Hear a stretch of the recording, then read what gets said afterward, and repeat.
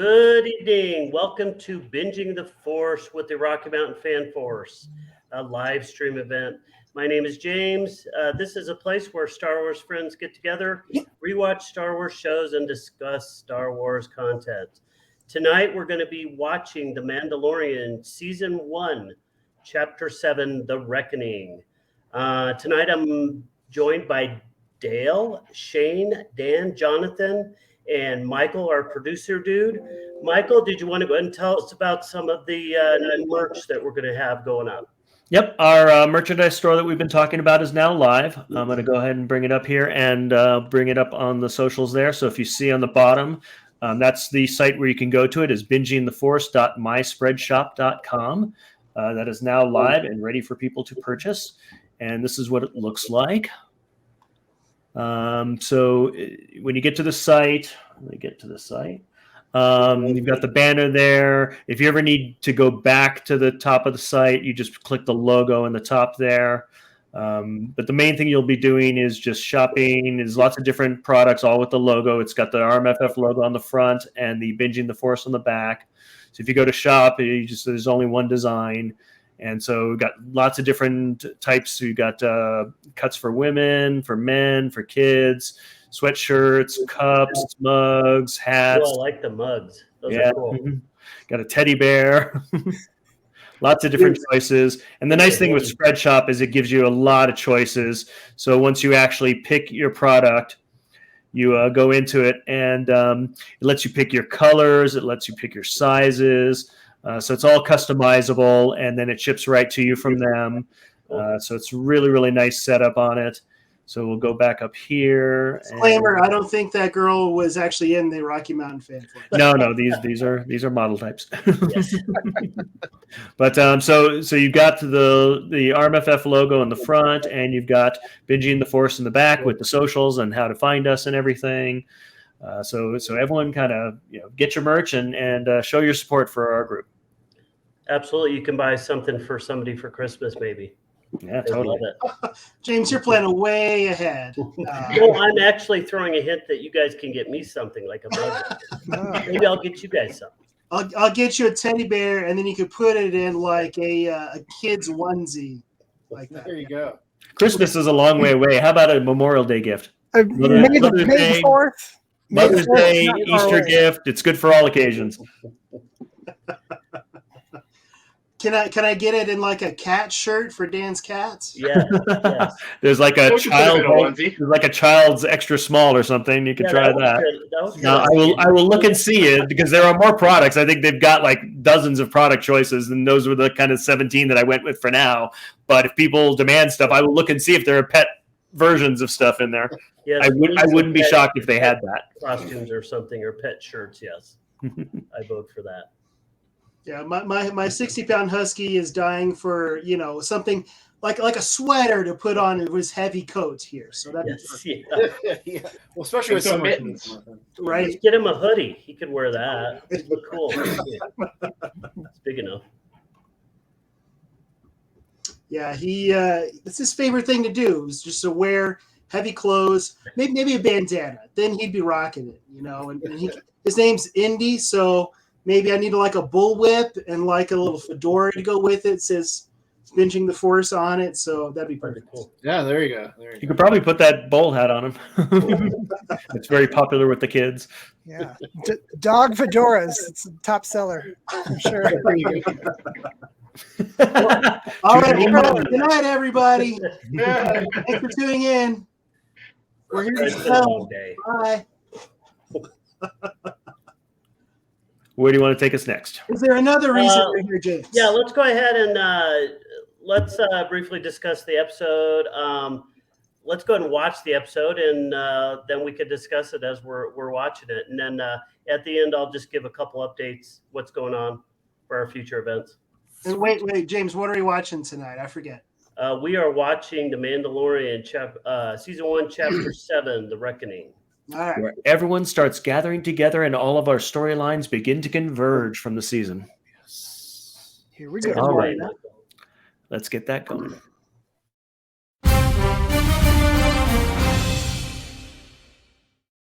This is our penultimate episode.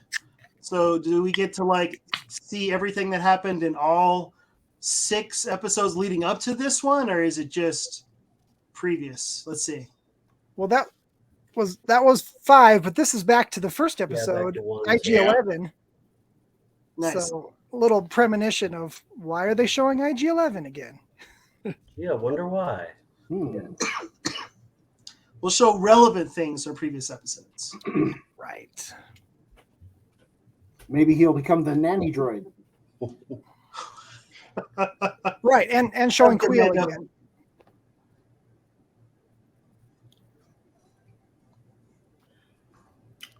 James. Let's see. So we're building up our cast of characters here. We see Mando, we see Cara Dune, we see Grogu. He was looking at that little ball, very, very sad, like he was missing something there. You know? Well, that's what this episode's about, right? It's about that little ball from his ship. Oh yes, yes. And the flamethrower, will the flamethrower succeed tonight? Find out. Hopefully he's recharged it or refueled it. Yeah. We need Put a campfire with it. We need to do a flamethrower drinking game. I believe that needs to be instituted. A Mandalorian flamethrower drinking game is take a drink every time he tries to use the flamethrower. Yeah, drink a shot of Fireball. The whistling birds are 2. Oh man, the Razor Crest. I'm not used to seeing that ship anymore. Oh, spoiler. Well, I mean, in true Star Wars fashion, we start with a ship in space, right? That's how it's got to be here. Greef It's a Karga. message from his friend, Greef Karga, Yeah, friend. right? Well, he's a friend now. Honestly, I'm really starting to like this character a lot more. He's really starting to grow on me. At first, it was a little iffy. I do like the actor. Apollo Creed. What's his name again? I forget. Greef Karga. Carl Weathers. Yeah, Carl Weathers. Thank you. Yeah. Yeah, he's a great actor. Yeah, he was in Predator as well, wasn't he? He was Yep. a Predator. Yep. Yeah. Well, the last time they saw each other, they tried to kill each other. So Yeah. Yeah. I was surprised they didn't just hang up on him when he got the message. Right. Delete. Well, if he's talking money, then he'll still listen. Yeah. No hard feelings. Let's be friends now.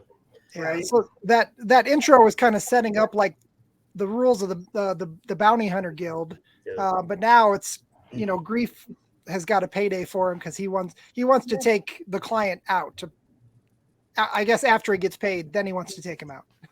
Yeah. So- After being on the run for all season, he's now been given a pathway to no longer have to be on the run and to be able to make himself right with the guild again.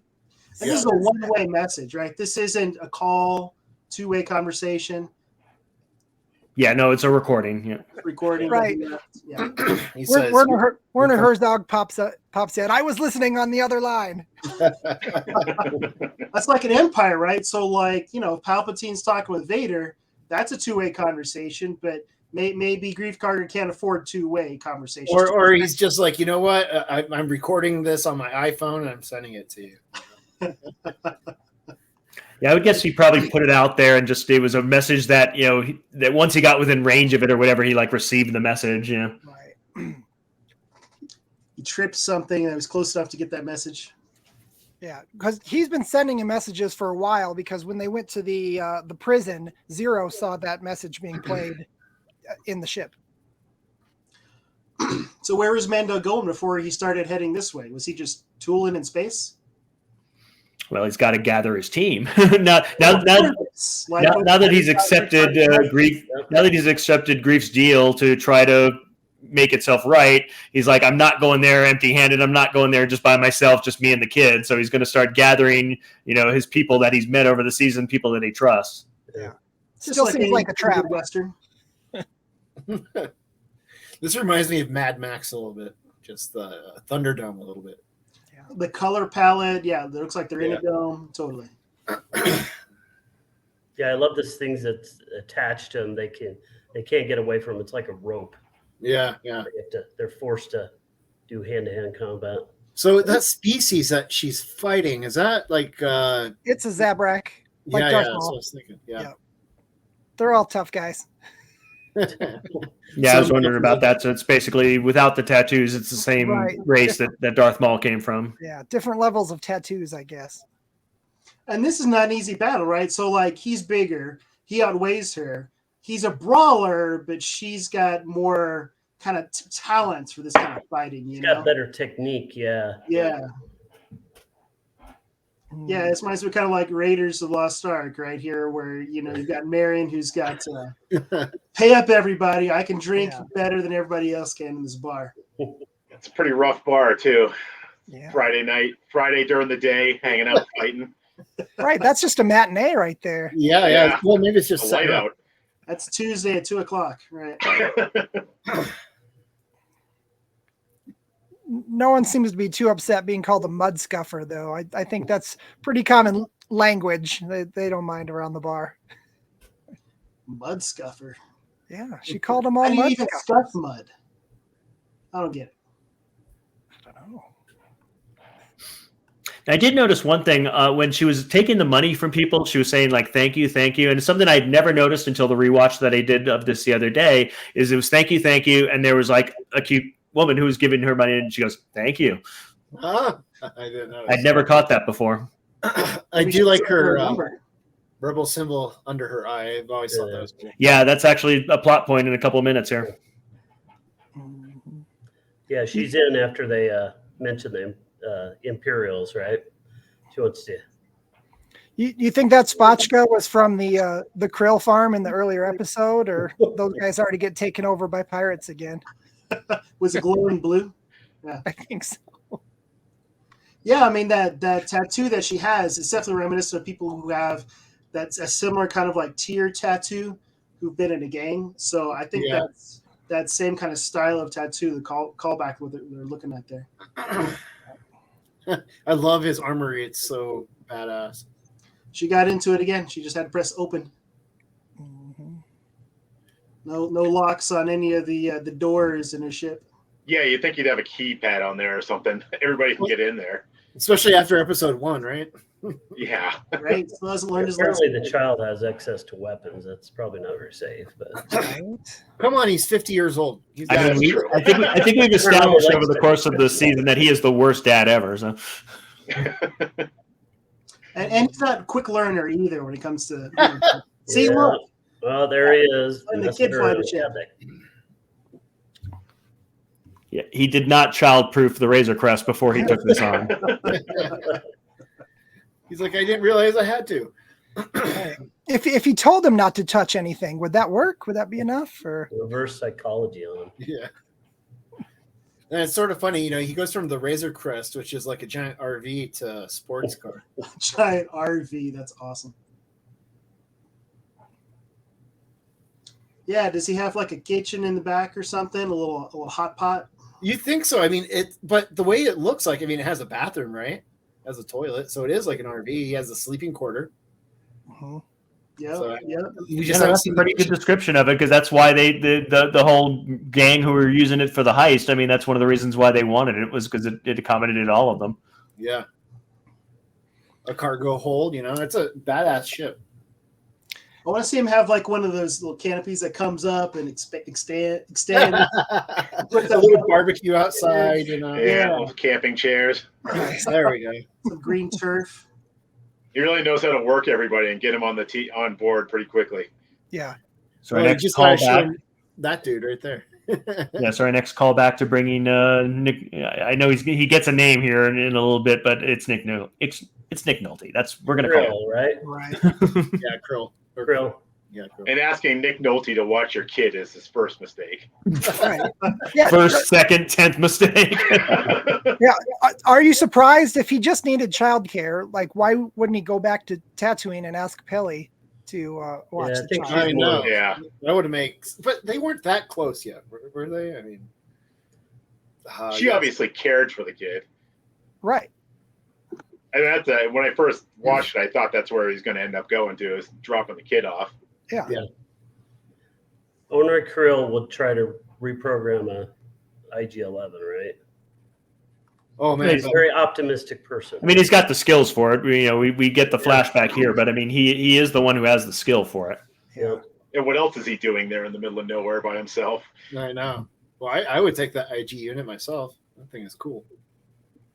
Right. It's just it's weird seeing him as a killer though. It's got to be like when Sarah Connor sees the T-800 in T2, like, wait a second, that thing's trying to kill me. Oh, no, this is a good one. This is good. This is good, Arnold. Actually, that's one of my favorite scenes in Terminator 2. I mean, I don't want to get off topic, but just when she sees the Terminator for the first time and runs back. Anyways. She slides across the floor. Yeah. Yeah. But, oh, man. I don't know how much I want to say, but, man, I'm excited to see where the current plot points go with this particular droid in season 3. Whoa. Some of us haven't watched season 3. I haven't even started watching it. And Queel Jr., what a crazy character he is. Get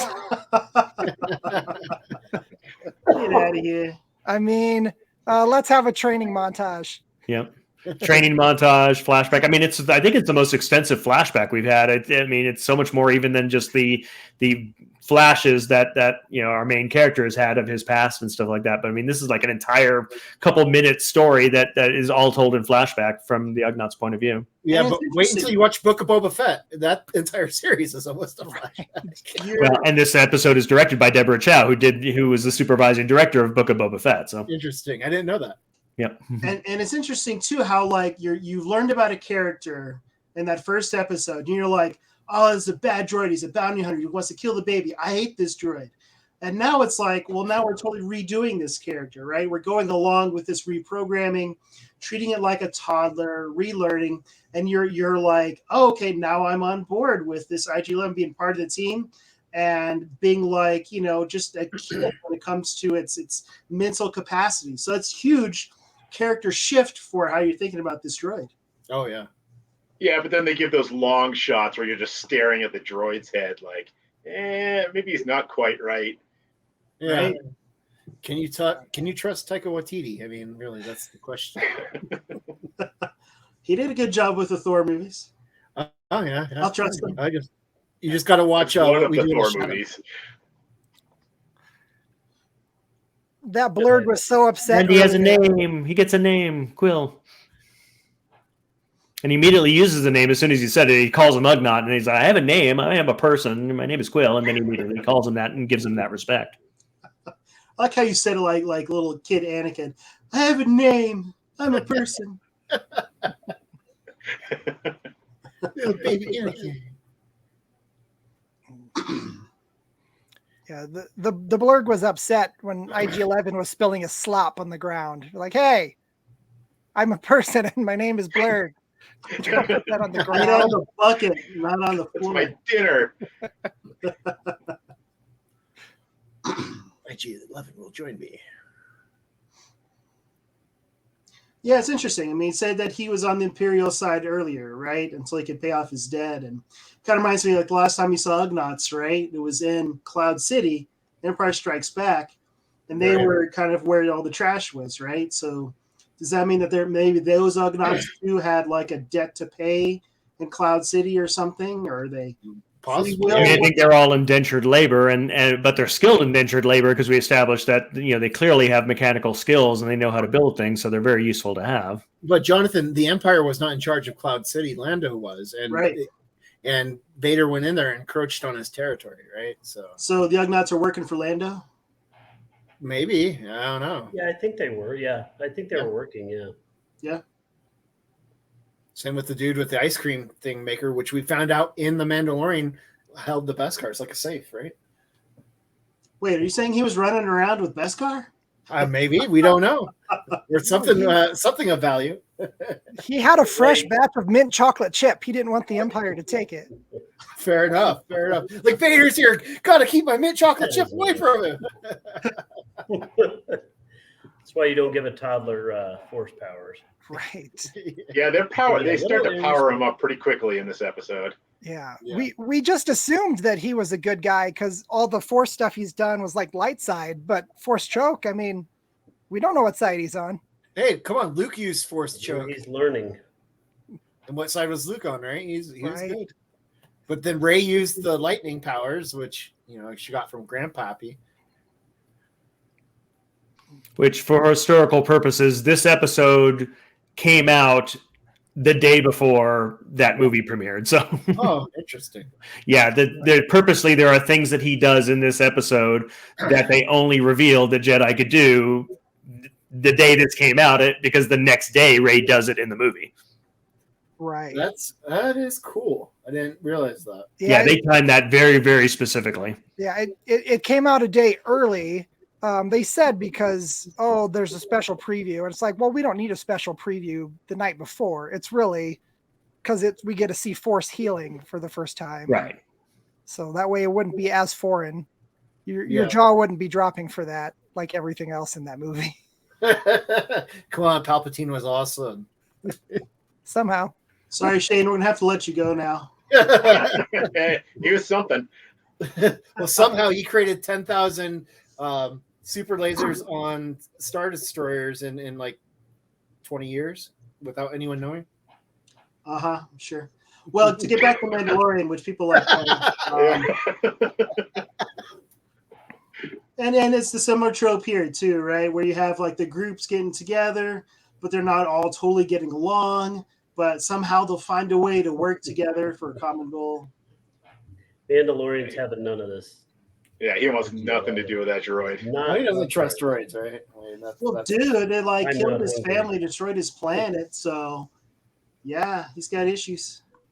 Well, and he's also saying specifically, I have a problem with this droid because this droid was specifically programmed to kill the child at one point. Right.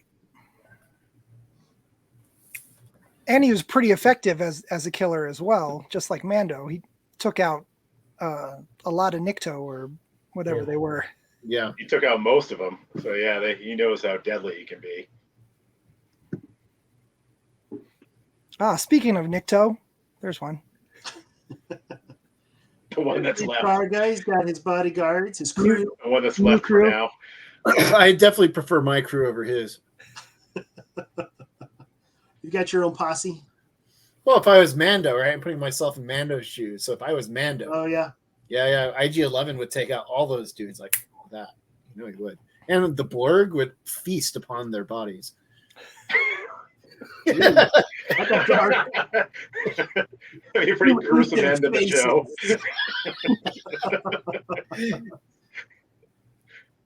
That would be crazy.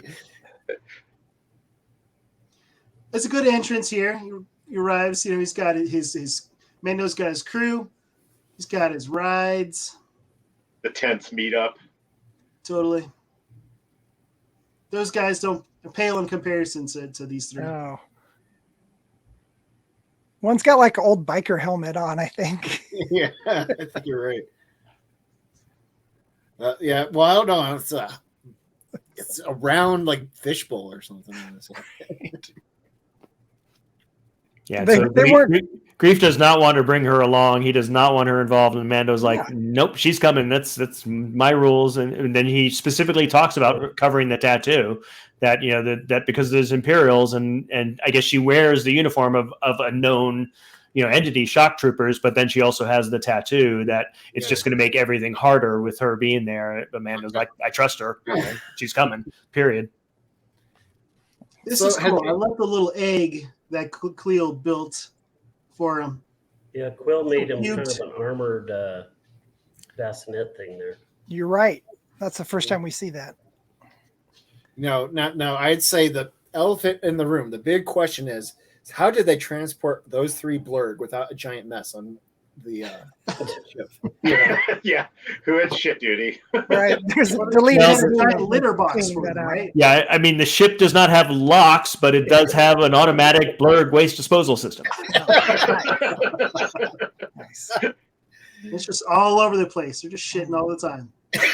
Like, no, man, it's like, seriously, why did we have to bring the Blurg?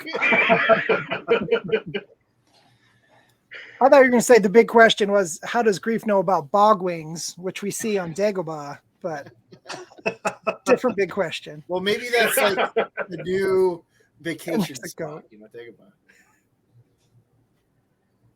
That wasn't a What one. did animals eat on this lava field? I mean, there's nothing to eat. It really doesn't matter because for the next couple of minutes, we're going to have a major action scene that we can't see at all. Right. Yeah, I didn't care for this. I mean, it's really been such a bad trend in streaming shows. I blame Game of Thrones, because Game of Thrones really kind of started that trend of like the streaming shows, doing the cinematography so dark for some of these action scenes, and just saying, hey, it's your problem. I mean, like, no, it's your problem if I can't see your content, if I can't see the gorgeous work that all the other talented artists did to make this scene, incredible and everything, and I can't see it. Yeah. It's not like they had to save money on special effects. Well, I think that's what they did. They spent $5 because it was this guy who had this bird on a stick and a string, and he was like, ah! So, yeah. Filming in the dark. Problem solved. If you turn up the contrast, can you see like wires coming out of the pram, and someone's turning the spit there for the goat and everything? Oh, man, that would have been great. Mando's really a puppet. What I like about this show, though, is there are moments that very much call back to the corniness of the original Star Wars movies. How so? I don't know. I mean, when you look at how sort of corny Jabba the Hutt was, I mean, at the time it was really, sort of fun and innovative, right? But now you watch Return of the Jedi, and you're like, yeah, it's sort of corny, but really cool. So now you get like the corny monsters coming up here soon, or just sort of, right there, it's sort of cheesy. Reminds me of the Minox a little bit, which is another sort of cheesy thing. And Empire Strikes Back is just sort of fun. Cara Dune may be able to fight, but she cannot shoot. She is going to chain the laser gun, and she can't hit any of those things. Well, it's too damn dark, Dan. Come on. I can't see either. They're like 5 feet away. Oh, from no, her. a bird! No! How strong is that thing to lift up those blurgs? I mean, the dude with the helmet, no! Oh, there goes the Trend Ocean. Sorry. Well, that's okay. No, another blurg. He didn't get a name anyway. Oh, See, Cara Dune shot that thing, that pterodactyl. She got one. She got one. She's not very good. Drink, ratio, Take a drink. Big drink. And drink. Oh, there are 2 of them. Now they're I not. thought that was- fire, so it does those add more 3 of light them. to the scene. Oh, there's 3 of them? See, I couldn't see. Enough. I saw 2 at the very end there. They were the 3 mini dragons from Game of Thrones. Yeah. All right. That was Where's my Mother They're in the Dragon? wrong show. They showed up to the wrong set. Where's Daenerys?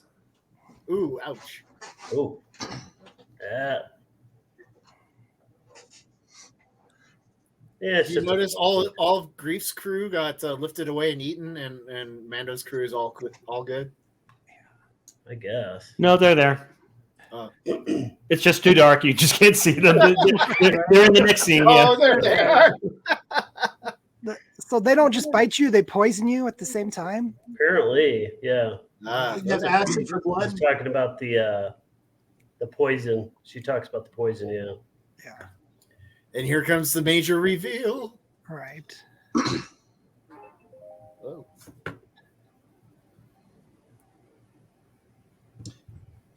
Grief's gonna die. That's too bad. Well, they have Oh, this well. high-tech scanner, but they don't have any other. They have bandages. That's it. Right.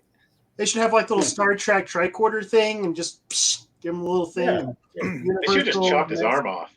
Yeah. Yeah, they should have put a tourniquet on it. Cauterized it in the fire with his flamethrower. Dad's going medieval here, man. Jeez. Put that flamethrower to use. Walking Dead style. All right, Carl, you're still going to be in the show next season, but you're only going to have one arm. So. You'll wear a green sleeve the whole It's time. gonna be tough when Rocky comes in. Fixed it. Oh, man. The way he that's double crosses him, he kind of deserves, to have his arm taken off. Honestly. I like how he says, "Don't let that thing eat me." I know. A little humor, but like right before that scene, it was like the horror trope of, "Oh, what could go wrong?" And then, Right. oh, boom, pterodactyls. Oh, but it would be great if a blurg ate him. So how many blurgs got eaten? Was it 1 or 2? Two. So they messed up the ship Where's all the way third? over just to become food for another animal. I mean, seriously. Where's the third blurg? Did they eat it? No, Quill's on it. Oh, okay. Or was. Oh, that's right. Yeah, because he rides it back to the ship. Yeah. Heyo. And a double, triple, quadruple. Can we even tell at this point how many times who Greef Yeah. betrays in multiple ways, multiple times? I Don't was a trust little him. surprised that Mando and Karo turned their back on both those guys, knowing it was a trap. And where was Ugnaught? I know. Was he Yeah. way? He Blurg was is just way, really way, slow. way back up. So they're on foot faster than he is on the blurg. It's But yeah, so now we found out that the whole thing was all Greef was betraying him again. The whole plan was to kill him, take the kid, give the kid to the Imperials, and take the money and basically get himself out of trouble. But he decided, the kid saved my life, so now I'm going to change that plan. Yeah. So now I'm going to betray my betrayers. Yeah, he's a traitor with a heart of gold. All because of that little kid. But he still wants, his plan is still, give me the kid. We'll pretend to give him the kid. And Mando's like, yeah, that's not how we're going to play this. You're now asking me to trust you when you've clearly established there's no reason I should ever trust you. She's right. This is insane. She's the voice of reason. Yeah, she's actually the voice of reason. She's.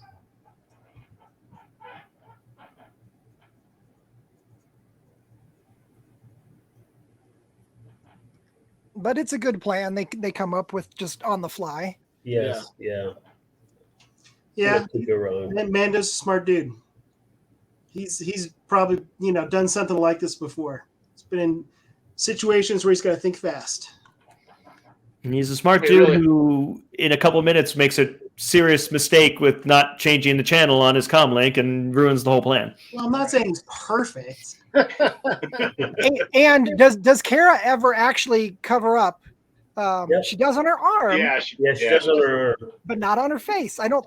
Despite two people telling her that's like a dead giveaway, she never She's got a conceals. compact handy to double little. I know that's all she has to wear an do. eye patch. And I mean, are we guessing what she's covering up on her arm is like it's a number? It's like notches. Basically, it's like how many like Imperials she took out or how many ships she took out, and that's why she's covering it up just to not make people even more mad that she's taken out so many Imperials.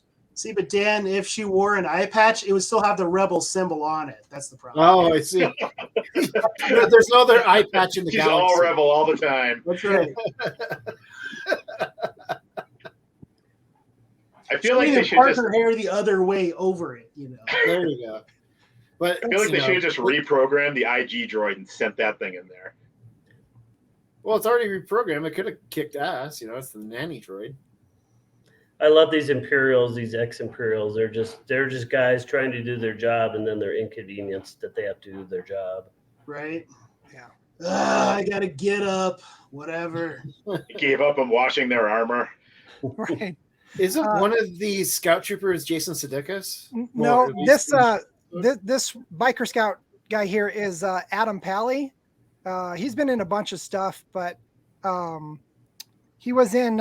If you've seen the Sonic the Hedgehog movies, he's like a deputy. Oh, okay. In those movies, and he's in Iron Man 3. Not the best Iron Man. It's better quality than some recent Marvel. Oh yeah, and Greef keeps telling her the same story multiple times. As he keeps saying it's only supposed to be 4 Imperials, and every time Kara keeps saying, "I'm seeing more than 4 stormtroopers everywhere we go." He should not be trusted, Greef Karga. His intelligence is bad. Yeah, that whole town is basically stormtroopers. So this is the episode where the production team realized they didn't have enough costumes, so they called up the local 501st. And so a lot of these are just fans that cosplayers that get to be in Star Wars. That's pretty cool for shooting this episode. So can were they finally the put ones who their, were kind of standing costumes around to as work. extras, I guess? I guess. Sorry, James, what'd you say? Nothing. I was being snarky. We love the snark here. Well, they can finally do something with their uniforms. Yeah. Oh, They dang. spent hours and hours and hours working on. Now they get to be on screen with them. That's pretty awesome. Yeah. How crazy is that though? You're just like someone calls you up, your local person who's like, "Hey, do you want to be in Star Wars?" Oh my Yes. God. That would be pretty neat. Yes. It's amazing the vocabulary that the client has, right? He will never use a simple word when a more complicated one will do. No, Well, his he's one of deliberate those- way of speaking. It's like he's trying to de-soul you while he's talking to you. Well, I think he's one of those guys that has word of the day toilet paper. You know, so he practices.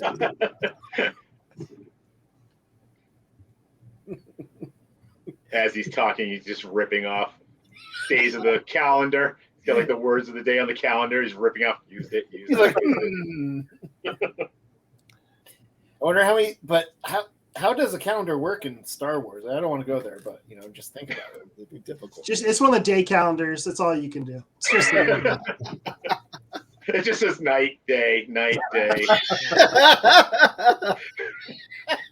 You're like, damn it, I forgot to rip off the last night and day for the last 12 days. What am I doing? This isn't night. I'm totally lost. So he makes his case there. He makes his case for why the Imperial point of view is to, we were bringing order to the galaxy. Things are really worse now. How good is the New Republic doing? Yeah. That's what every autocrat says. Yeah. True. the trains ran on time when we were running things. Yeah. And a lot of respect to people Ignore are all the actually bodies safer, we were right? running over while the trains are running on time. Yep. I thought that was an old laptop for a second. Very subtle. Nice. None of the stormtroopers noticed the whole handing over of the blaster. Well, but Uncuffed the and ice blaster handed over. are very small. They're not the most observant. No. Like, yeah, not my problem. Inept as always. Freak. They're getting paid a flat rate, not for effort. So Introduction, Gideon. I mean, if I saw that badass Mandalorian coming in, I would be thinking twice about wanting Oh, to be in snap. The client has been betrayed. right. And now he's dead. And now the stormtroopers are dead. Stormtrooper And- groans. Oh, he's really groaning. No, not the Death Star droid.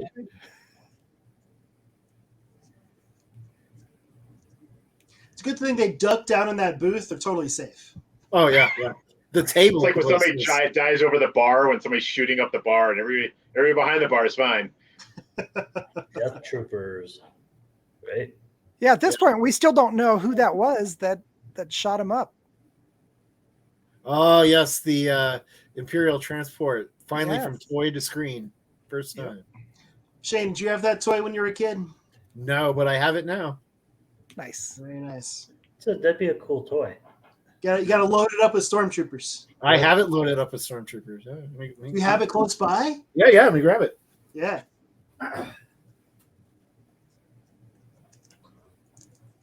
Yeah, it only took like 40 years after the Yeah, toy, yeah. and then it was in Rebels as well. But this first time live action. Here you go. Here you go. Loaded up with remnant stormtroopers for you. Nice. Oh, very nice. So yeah, you would think those comlinks have more than one channel, so that he would Yeah. be on a channel that the stormtroopers were not listening in on. Well, just tell them, any stormtroopers on this channel, stop listening. I can't believe they were listening to Channel 2. Come on. And I So think is is this this- the first time we ever see a TIE fighter land? I think it's a different type. Well, yes, but I think it's a different type Yeah. of TIE. Yeah, this is like one of their experimental ones But that still, they never TIE fighters really can got land into on those full wings, production when right? the It's- Empire it's- was around. It's new. It Yeah, was a landing concept for The Force Awakens Yeah. that they didn't end up using in Episode 7. So this is the first time we see. I think it's super cool, really. I think we see it in Rebels or something. It was like an experimental, like it was supposed to be a much better TIE fighter, right? Easier to parallel park, I think. Takes up less space than the Star Destroyer. Right. You can almost hear the music in your head of the Imperial March. It's seen a new Moff show up. Strides in like he owns the place. Which I guess now he does. Yeah, who was the He's man got behind like the client? ceremonial armor on, I guess, right? Moff Gideon doesn't have for real armor. Right. Well, it's sort of interesting. He's Darth Vader-esque. How many Moffs have we actually seen on screen? I mean, Tarkin and this guy, right? That's it. Tarkin's a Grand Moff. This guy's regular Moff. What's the difference? One's grander than the other? Probably not. Colors. Probably a significantly higher pay grade, I would think. But The more Oh, Khalil, you could do it. Get Yeah. back to the ship. Well, The and higher- that Borg is really trying hard there. the higher the Moff, the more like nasally British accent they have. I wonder how Lucas came up with the term Moff. Oh, You know? no. Oh, they shot the kid. Will. Oh, Throw the kid down. They took out Quill. Dang. Oh, nanny droid, come on. Hmm. That was really It's not looking good for our heroes. Nick Nolte, no. Anyone? Okay, it's I am smoking. That's the line there. Smoking. Just like Oh. Aunt Beru and, how long have you been holding that one in? How long have you had that one in the chamber? 3 years. Somebody had to say it. Come on.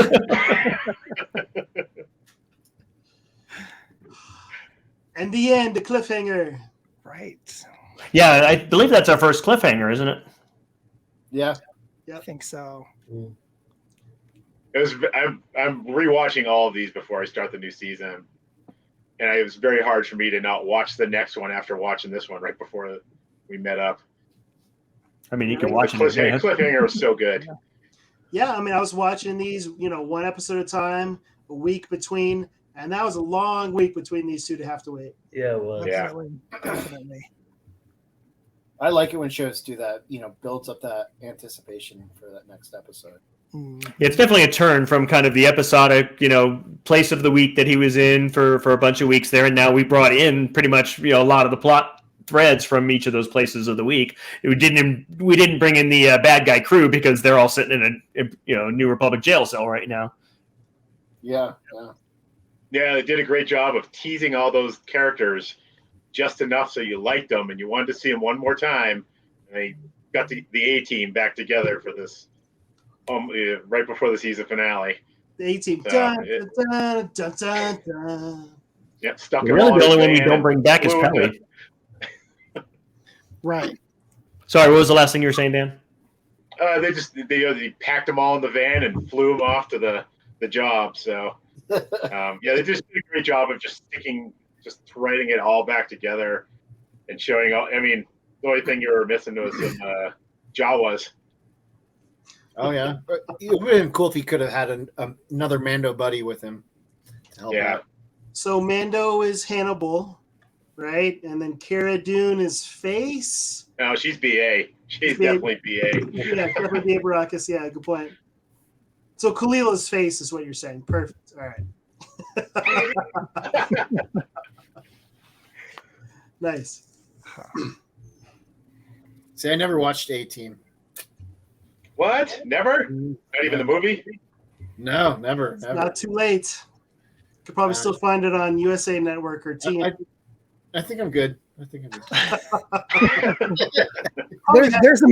There's a movie with Liam Neeson that you could watch, and that'd save you a lot of time. Just watch. I mean, watch just one single episode of the A-Team because it will inform you for everything since whenever there's a building montage, because you will always refer it back to the A-Team, because literally, if you pick any single episode out of any single season at exactly the 45-minute mark, they build something. They're always building up the story, and they're trying to figure out the problem. And once they figure out the problem and who they need to shoot up and smash into, they build a car, or they build a tank, or they build a bike out of or a car. 45 minutes into every single episode, they build something. And is it pretty cheesy, pretty 80s? Oh yeah, Absolutely easy. The movie is much better. Nice. They didn't raise the bar that much for the movie, though. Well, you can't beat that cast. The cast of the TV show. I mean, the movie doesn't come close. I'd like to see a riff tracks on that movie. Probably that'd be good.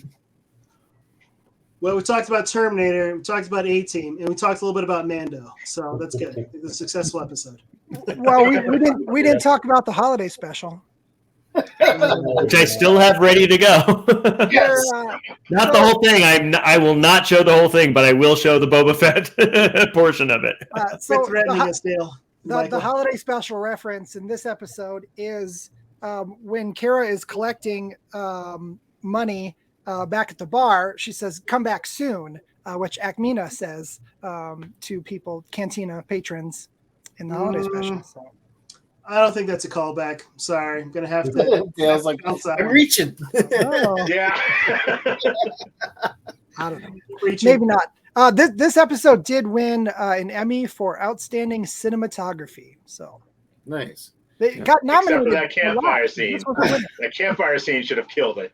Which is interesting. I mean, when you think about it, that it won for cinematography and it had a 10-minute sequence that you can't see. That's Well, the maybe secret. the person fell asleep during that 10 minutes. Exactly. Oh, wait, that was amazing. This darkness is so awesome. Yeah. Did the Battle of Winterfell win any awards? I mean, there were some good parts that you could see, but Yeah. the first half of the episode, not. It's not just as- disappointing. That whole episode. Yeah. Yeah, actually, I think, Jonathan, weren't you at my house? I think you were like, for a while there, you were coming over to my house to watch that season because you didn't have HBO. And so I think you were there at my house when we watched that episode and we're like, what just happened? What? Yeah. All the Dothraki just get wiped out, and you're like, what? Yeah, no, what it should have won for was for the cast, and I'm going to use that as my cue to myself to kind of talk about, I mean, since we pulled together so many of the people from this season and introduced new people, it's such an incredible cast, and I kind of put something together to just, show people, just how much, star power we had, like Pedro Pascal, who's now in everything. I mean, I don't think you're allowed to do a streaming TV show without casting him at this point. Oh, gosh. He is so awesome. I love, I've been watching his red carpet appearances just for fun over the past couple days. And he goes on there dressed crazy, like on purpose, to get himself turned into memes and stuff because he thinks the red carpet stuff is a joke and dressing up is a joke. You should go back and watch his Mando premiere. He's wearing this like yellow blouse, and I don't know. He was bizarre. Did he pull it off? And then we've got Carl Weathers. I did go ahead and pull an Apollo Creed shot there. I think the rule for him in the late 70s, early 80s is he wasn't allowed to wear a shirt. So, and of course, the spoiler. I mean, now that we've got this whole renaissance of Creed movies, I mean, we've got these amazing Creed movies coming out, and he can't be in them because he died in Rocky IV. Spoiler. Yeah. Oh, but he did so many good things in the 80s, so many action movies with Sylvester Stallone and Predator. He was in that. Predator. Action Jackson. Yep. Yeah, Well, really was a really big star in the 80s. And actually, I believe directs an episode next season of The Mandalorian. Yeah, I think you're right. He's actually there's a recut of Rocky IV out there I'd recommend watching. Nice. It takes out the stupid robot scenes, but anyway. And then, of course, Nick Nolte. He has spoken. So which picture is which? Which one's Nick Nolte? Right, exactly. which is the real world? Which is the Ugnaught? Yeah, it's kind of hard to tell. And then Werner Herzog, I mean, we brought this up last time when he appeared, and people were mentioning him as an actor. He is not an actor.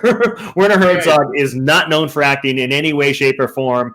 That this was pretty much a favor, for Jon Favreau. He is one of the most celebrated European directors, of the last probably 4 or 5 decades. I mean, since like the 60s and 70s, he's been doing a lot of European films that are very well regarded. He's done a couple American films. I threw some of those in there for poster wise, but he's an incredibly well acclaimed director, not known for his acting at all. And then someone who's known for both acting and directing, you've got Taika Waititi, who both the voice of IG-11 here, but also the voice of Korg in the last 2 Thor movies, which he directed as well. So, yeah, Oscar-nominated writer, I believe. I believe he was nominated for his screenplay for one of his films recently.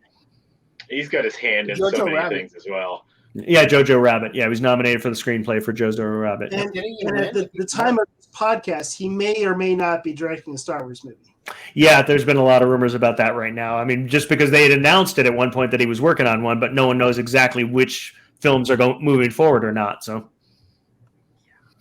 And then you've got the introduction this episode of Giancarlo Esposito, who's now also currently in everything. I mean, he's cast in so many shows right now. I know he was in Better Call Saul, which I've never watched, but I know is very well acclaimed, and he's been in that series. Yeah, he's actually The Boys. He's amazing in The Boys as well. And I threw in a Do the Right Thing there. He's done a lot of Spike Lee films. So, and I think he's going to be at the Comic-Con this summer. Yes, he will be at the Denver Fan Expo. Yeah, Yeah. Actually, they just announced a bunch of new guests. There's a bunch of Star Wars, Mandalorian people are all coming. They've been announcing guests left and right for the last couple of weeks, so it's going to be a really packed show. Yeah, I'm sad I'm not going to be there. I'm going to be in Paris, but Shane, Peter how Cullen's sad are you, going. man? Shane, Peter Cullen's going to be there. That's true. They just announced the voice of Optimus Prime is going to be there. They just announced the voice list the other day. Tara Strong is coming back. Bunch of really good voice actors. Oh well, there's always next year. I mean, just from this show, Giancarlo Esposito. Now I can't think of her name. Bo-Katan. Katie Sackhoff. Katie Sackhoff. Christensen. D. Bradley Baker. Yep. Yeah, that's Hayden Christensen is coming. Yeah. Yeah. That's huge. A lot of big names this time. Yeah. Well, I think we're finally starting to roll more out of the pandemic, so you're going to probably start seeing that more, I think. Honestly. No, any other thoughts about this episode? I thought it was a really fun episode. It's definitely a setup episode. You know, the payoff is next, but definitely keeps you on the edge of your seat. Right. Yeah, I thought with the it exception of that was campfire. Will taken out. So, With the exception of the campfire scene, I thought the rest of it was great. It wasn't all action. They didn't just kind of blow their wad in all action. It was mostly story, getting them together and getting them to gel and getting them all in the same place, and then showing the big bad guy at the end. Yeah. So great setup. Yeah, it was really when this episode came out, it was like an embarrassment of riches for Star Wars Entertainment, because like they wanted you to tune in for the next week's episode so much, but that same week was when the end of the Skywalker saga was hitting theaters. It's like, which one do I do? No, well, that was such a high for me and such a low too at the same point. Yeah, truly, it's sort of crazy as a Star Wars fan. It was also a good episode too, because you don't know what's going to happen to these characters, right? You're in a time when, or a time in the timeline when you don't know if any of these characters are going to survive. I mean, there's no guarantee for a season 2 that you had heard at this point, so you don't know if, like, man, who's going to survive, who's not. Is this the end of the show? Who knows? Are they going to get out? And none of these characters had been in any other thing. So, I mean, none of these characters appear in anything past this. So no one has plot armor here. Yeah. Yeah. How are they going to get out of the bar? Yeah. What's going to happen to Baby Yoda? Are they going to have to go find him and track him down? And it really sets up, it raises the stakes for everybody. Yeah. There was no season 2 announced, so it could have been a Rogue One type situation where you were like, well, their story is ending soon. Well, what's really cool about The Mandalorian is I feel like it really set up what we have now on Disney Plus with Star Wars and Marvel shows. It really opened the floodgates, I think. And, now we have Obi-Wan and now Mando season 3. I mean, so much is coming. It's exciting. Yeah, these long form stories are just great. They can flesh out these characters and keep people tuning in. So, they're doing a great job of all the writing, I think. Most of the writing. Yeah, it started a real renaissance of Star Wars shows on Disney Plus. Yeah. Suddenly this is a viable medium. People will tune in. Pop culture is happy with it. They love it. They want more. And so now, like everybody said, now there's even more shows now and more planned. So it was a real success for Disney and for Lucasfilm. Yeah. This was really an anchor for Disney Plus to start out. They put a lot of faith in this series.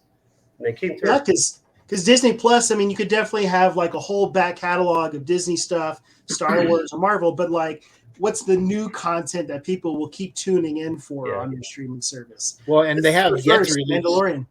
They haven't released it anywhere else but Disney Plus, so you can't get it physical or anything. Which, man, as a Star Wars fan, I would love to have the Mandalorian on like Blu-ray. I think that would be just Yeah, they just did that run a couple of weeks ago where they ran the first couple episodes on an actual broadcast on ABC. So yeah. So yeah, if you had a VCR hooked up to it, you could record it on VHS. Hey, I still have a VCR. and it was 1982. Yeah.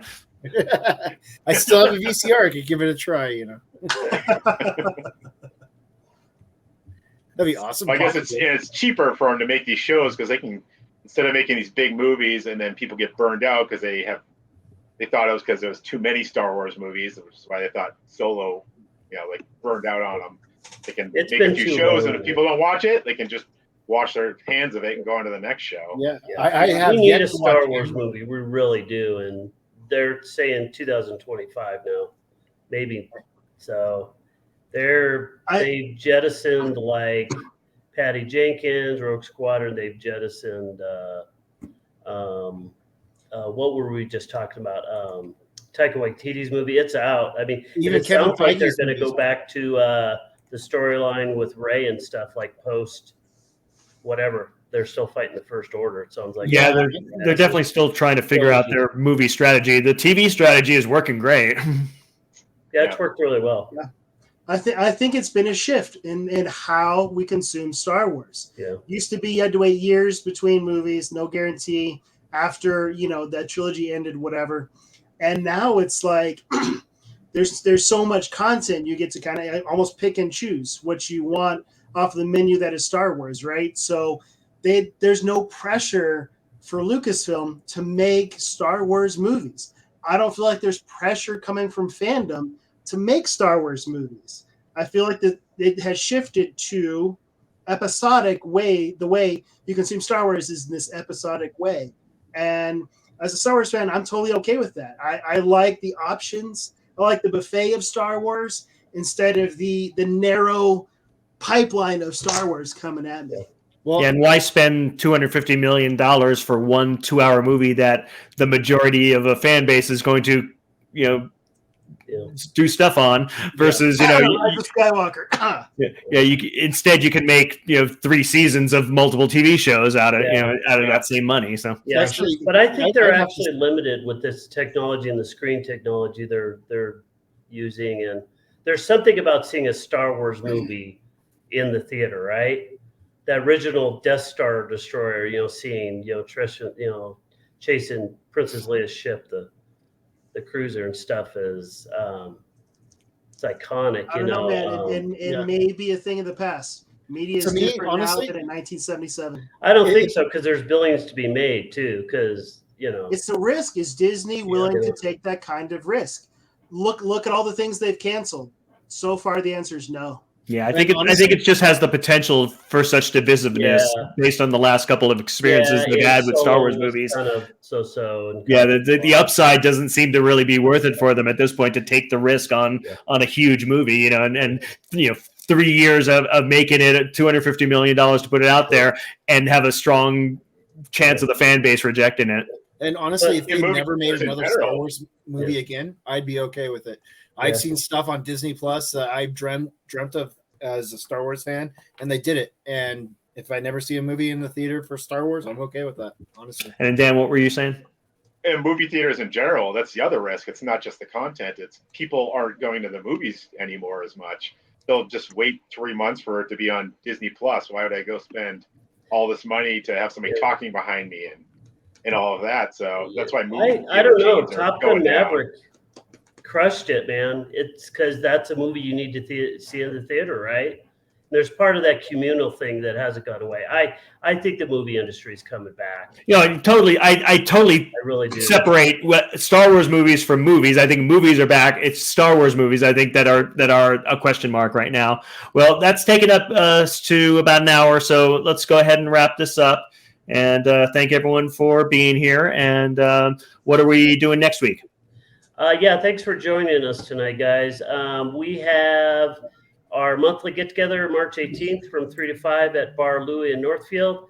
Go ahead and check out our Facebook page, Rocky Mountain Fan Force, the events tabs for upcoming things.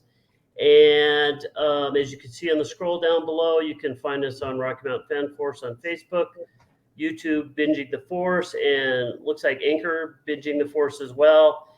And then Michael also showed us some places we could get some merch. bingingtheforce.myspreadshop.com. Which you can Thanks, find out. everyone. Thanks for coming tonight, guys. This is the way. We'll see you next week. Chapter 8, The Redemption.